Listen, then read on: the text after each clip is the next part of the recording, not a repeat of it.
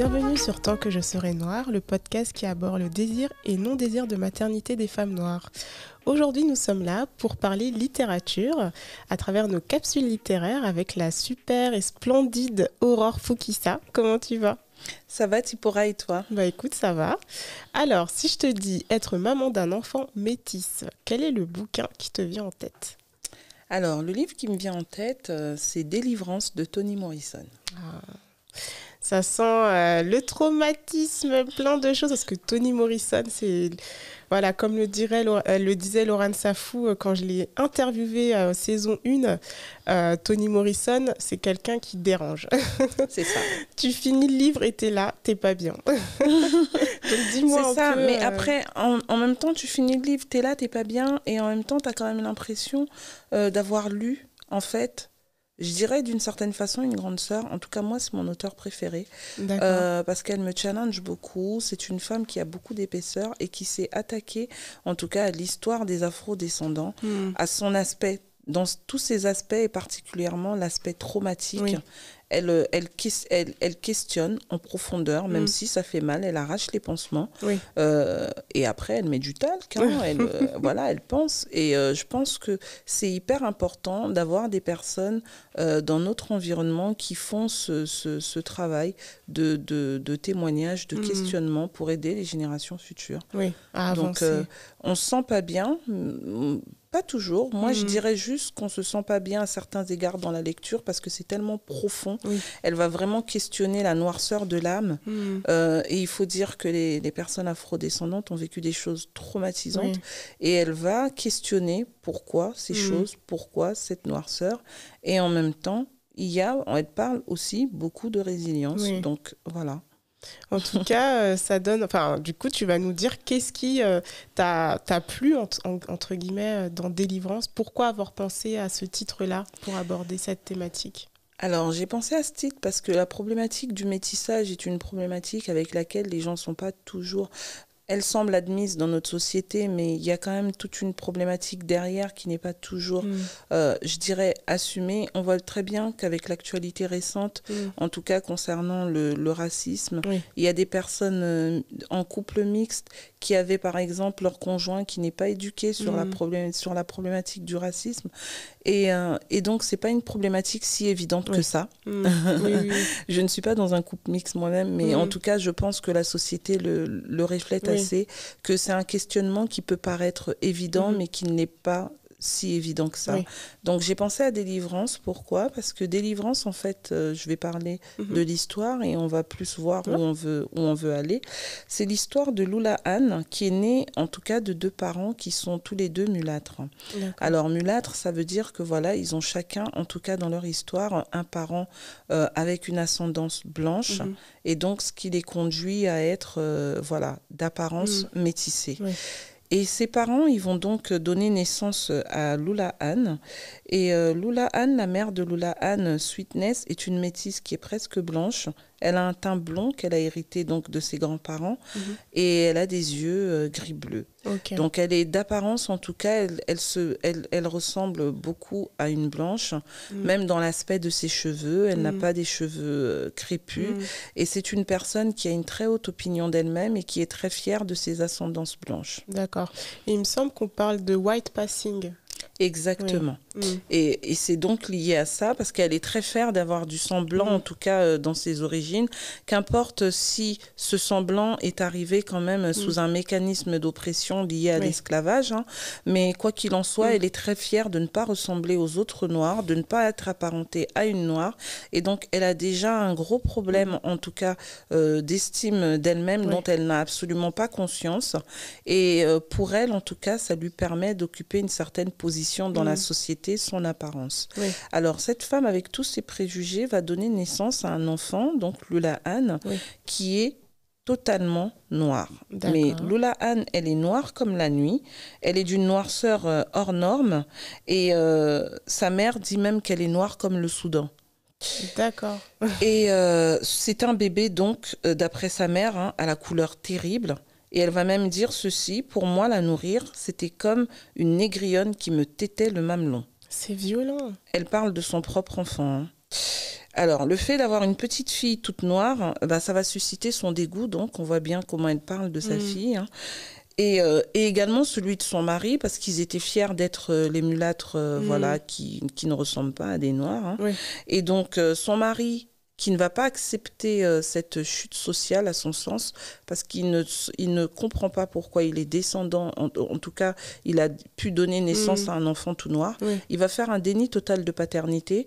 Il va partir du principe, en fait, que cet enfant n'est pas le sien, et il va se convaincre que Sweetness, la mère de Lula Ann, l'a trompé. Oh là là. Et donc, il va quitter le domicile conjugal et il va laisser Sweetness se démerder avec leur fille noire comme le Soudan. Et Sweetness, du coup, pendant toute l'enfance de Lula Ann, elle ne va pas assumer la couleur de sa fille parce que sa grand-mère était une très belle métisse. Ils sont d'une famille qui est quand même, qui est quand même assez bien placée dans la société. Et pendant longtemps, en fait, elle va tout simplement désaimer sa fille. Sa fille va vivre des micro-agressions au quotidien. Elle ne va pas du tout s'en occuper. S'en occuper psychologiquement, en tout cas, elle ne va pas lui donner d'amour. Lula Ann n'est pas une petite fille négligée, mais en tout cas, ce n'est pas une petite fille qui est dans un foyer aimant et à qui on apprend à aimer son apparence. Au contraire, on lui apprend à rejeter son apparence et on la traite comme si c'était une erreur. Et donc Lula Ann, elle va grandir dans ce climat. Mal aimée, elle est prête à tout pour se faire accepter de sa mère, et y compris signer un faux témoignage contre une de ses maîtresses que pourtant elle aimait bien, qui va être accusée de pédophilie et qui va être incarcérée pour ça. Sweetness a une très grande influence sur sa fille et une influence totalement négative. C'est une mère toxique. Voilà, parce qu'en fait, Lula Ann, tout ce qu'elle veut, c'est se faire accepter de sa mère, se faire aimer de sa mère. Et elle est prête à tout, en fait, pour que sa mère l'accepte et lui donne de l'amour. 20 ans plus tard, donc cette fillette, elle grandit seule, hein, elle se construit toute seule son identité, en marge du désamour de sa mère. Mais... bien entendu, elle commence déjà à avoir des racines traumatiques dans son enfance. 20 ans plus tard, Lula Ann, donc, qui s'appelle de son nom de famille Bridewell, elle va se faire appeler Bride. Et c'est devenu une jeune femme particulièrement belle. D'accord. Donc elle est belle, elle passe pas inaperçue. Elle a réussi, elle est cadre supérieur dans la cosmétique. Elle a créé sa propre marque. D'accord. Elle roule en Jaguar. Elle est très fière de porter ses loups-boutins. Et elle ne s'habille qu'en blanc. En fait, vu qu'elle va évoluer dans le milieu de la cosmétique et de la mode un peu, elle va tomber sur un créateur qui va lui apprendre à sublimer en fait sa peau et qui va lui dire tu ne devrais pas porter autre chose que du blanc. Et donc, elle va désormais s'habiller en blanc. Elle dit à un moment dans le livre qu'elle découvre toutes les nuances du blanc parce qu'elle ne savait pas que le blanc pouvait avoir des nuances. Donc, il y a le blanc crème, il y a le blanc pâle, il y a le blanc foncé, il y a le blanc éclatant. Et donc, elle ne s'habille qu'en blanc. Toute sa garde-robe est faite que de blanc. Et elle a travaillé son image, hein, donc c'est quelqu'un qui, d'apparence en tout cas, présente tous les aspects de la réussite, mais du fait de son enfance, elle manque énormément de confiance en elle. Elle a un conjoint qui s'appelle donc Booker, c'est un noir magnifique, avec qui elle entretient une relation qu'elle pense sérieuse. Ils vont avoir entre 1 an et demi ou 2 de relation continue. Il va plus ou moins s'installer avec elle. Et en tout cas, elle se pense dans une relation. Et un jour, son monde s'écroule parce que Booker la quitte en lui disant « Tu n'es pas la femme que je veux ». Waouh, la claque. Et là, d'un seul coup, en fait, il y a tout ce questionnement de son enfance qui remonte, le fait de ne pas se faire accepter, le rejet de Booker qui est noir, pourtant elle va choisir un noir comme elle va tout de suite l'associer en tout cas dans sa psychologie à son apparence, au fait qu'il n'accepte pas la fille qu'elle est, et elle va se lancer dans une quête en fait. À la quête d'elle-même. Et le roman décrit toute cette souffrance psychologique qu'elle vit, liée à son histoire et finalement à l'histoire de ses parents. Là où je vais rejoindre Laurent Safou, c'est sur le fait qu'effectivement, Toni Morrison dérange parce qu'elle ne se contente pas que de parler en fait de Lula Ann, dit Bride, mais à travers ça, elle repart vraiment en fait dans le questionnement lié au métissage en fait et même à l'appropriation culturelle sur certains égards, parce qu'en tout cas, Bright, dans son milieu professionnel, sa couleur n'est pas un handicap, c'est un atout. C'est une femme qui se distingue, c'est une femme de caractère qui fait excellemment bien son travail. On voit qu'elle est entrepreneur puisqu'elle a sa propre marque. Elle vit à l'abri du besoin, mais elle est quand même profondément tourmentée. Et on voit que finalement, dans sa vie personnelle, elle n'est pas stable parce que elle n'a pas eu cette assise en fait dans son enfance. Et même en étant adulte, elle n'a toujours pas réussi en fait à obtenir l'amour de ses parents et de sa famille.